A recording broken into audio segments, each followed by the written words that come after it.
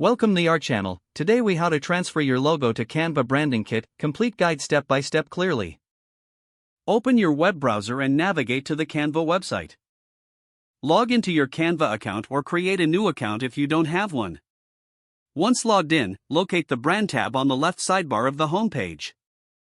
Click on the Brand tab to access your branding options. In the Branding section, find the Brand Kit option and click on it. You will see various sections including logos, colors, and fonts. To upload your logo, click on the Logos section. Look for an Upload button, typically indicated with a cloud icon. Click on the Upload button to select your logo file from your device. Make sure your logo file is in a supported format, such as PNG or JPG. Choose your logo file and confirm the upload process. Once the upload is complete, your logo will appear in the Logos section of the Brand Kit. You can now click on your logo to preview it in different formats and sizes. If you need to upload additional logos, simply repeat the upload process. To add colors to your branding kit, scroll to the Colors section.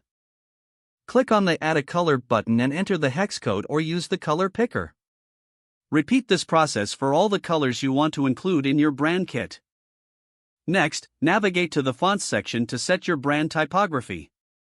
Choose your preferred font styles for headings, subheadings, and body text.